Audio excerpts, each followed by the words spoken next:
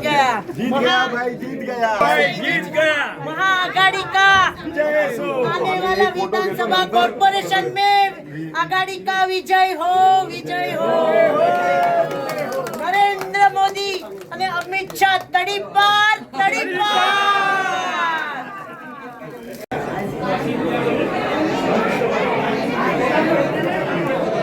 महाआघाड़ी विकास का अनिल देसाई जी का वो जीत गया, जीत गया, जीत गया भाई, जीत गया।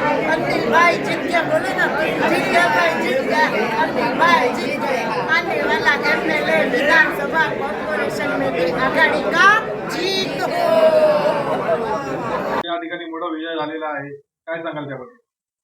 मैं उपेंद्र दोषी मुंबई कांग्रेस की ओर से महाआघाड़ी की ओर से अनिल देसाई साहब को और पांचों जो उम्मीदवार जीत के आए हैं मुंबई में, वर्षा गायकवाड़, पाटिल, संजय पाटिल, सभी को मैं बहुत बहुत धन्यवाद देता हूं।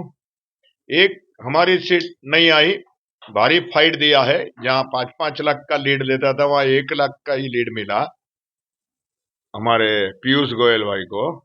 तो ऐसा देखो तो नैतिकता से भी उनकी हार है बीजेपी की 6ठी सीट के ऊपर। अभी मेरा तो कहना यह है कि आने वाला विधानसभा चुनाव में महाआघाड़ी की सरकार बनने वाली है।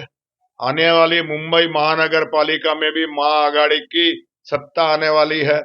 और सबसे बड़ी बात यह है कि पहला 3 राउंड में जब भी मोदी जी माइनस चले तो नैतिकता के सबसे बड़ा विचारवंत मोदी साहब, अपने आप को भगवान कहने वाले मोदी साहब, अपने आप को विश्व गुरु कहने वाले मोदी साहब, अपने आप को नहीं खाऊंगा नहीं खाने दूंगा बोलने वाले मोदी साहब, ये मोदी साहब ने नैतिकता की बड़ी बड़ी बात करने वाले मोदी साहब ने, अगर उसमें नैतिकता है, अगर उसका अंतरात्मा बोल रहा है तो उन्होंने राजीनामा पहले 3 राउंड में ही माइनस हुआ तभी देना चाहिए था। लेकिन अभी भी मौका है उनको, उन्होंने राजीनामा देना चाहिए। इतना बड़ा झूठ पार्लियामेंट में बोल के चालू किया कि 400 पार 400 पार। अभी मैं ऐसा मानता हूं कि 400 पार नहीं है।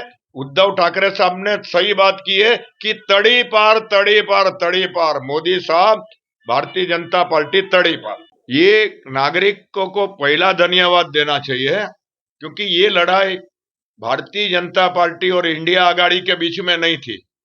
ये जो लड़ाई थी वो नरेंद्र मोदी जी और भारत की जनता के बीच में थी।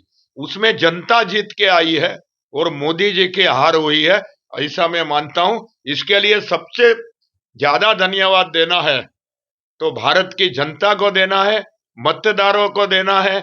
और मैं मानता हूं तब तक देश में जो नेतृत्व किया वो राहुल गांधी जी को देना है, महाराष्ट्र में नेतृत्व किया वो शरद पवार साहब और उद्धव ठाकरे जी को धन्यवाद देना है, अखिलेश यादव को उत्तर प्रदेश में धन्यवाद देना है, और लालू प्रसाद का बेटा उनको भी बिहार में धन्यवाद देना है। कर्नाटक में तो कांग्रेस की सरकार है।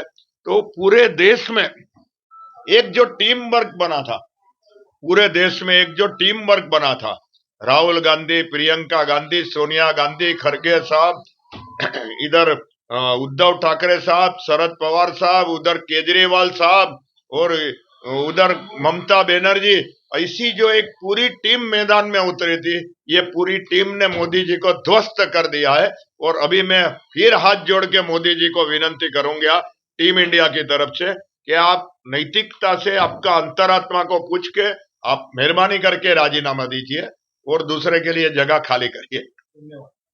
ये जीत अभी मोदी को तड़ीपार करने के लिए पब्लिक ने जो उत्साह से जो आघाड़ी को वोट दिया है, इसके लिए मैं सभी का धन्यवाद करती हूँ। और आने वाला विधानसभा और कॉरपोरेशन में भी यही हाल होने वाला है। अभी मोदी और अमित शाह दोनों हिमालय पे जाने वाला है, हिमालय पे जाने वाला है। और अजी पब्लिक का काम होगा। जो हमारा नॉर्थ सेंट्रल, हमारा साउथ सेंट्रल के अंदर जो अनिल देसाई जी जीत के आया है, उसमें मैंने एसएनडीटी कॉलेज में पूरा गुजराती समाज को बुलाया था। और जो एक लोगों में एक हवा थी कि गुजराती लोग मोदी के साथ है, ये बात अभी झूठ हो गया है। अभी सब लोग गुजराती लोग सभी मारवाड़ी, जैन, स्थानकवासी, देरावासी, तेरापंथी सभी लोग अभी आघाड़ी के साथ है, महाविकास आघाड़ी के साथ है और अभी वही जीत के आएंगे आगे भी। आने वाले इलेक्शन के लिए नागरिकों को क्या आह्वान करेंगे? बस पब्लिक को मैं यही आह्वान करती हूँ कि जो ये टाइम आपने जो ये आघाड़ी को जीत कराया है ना, वैसे ही आगे भी अगर एरिया का विकास करना है, भारत देश का विकास करना है, तो आप ऐसे ही आघाड़ी को जिताते रहो तो जरूर भारत देश एकदम टॉप पे आ जाएगा। मतदार बंधूंचे मी आभार मानतो की त्यांनी मोठ्या प्रमाणामध्ये महाविकास आघाडीचा विजय घडवून आणलेला आहे। महाविकास आघाडीचे 31 उमेदवार निवडून दिलेत आणि जे भाजप बोलत होते, देवेंद्र फडणवीस बोलत होते की आम्ही 45 पार करणार, तर महाराष्ट्राच्या नागरिकांनी दाखवून दिलंय की ते भाजपची आता सत्ता राहणार नाही, महाविकास आघाडीची सत्ता येणार आहे आणि सगळ्या नागरिकांचे, गरिबांचे, विद्यार्थ्यांचे, कामगारांचे सगळ्यांचे प्रश्न सोडविण्यासाठी महाविकास आघाडी ही तत्पर असेल।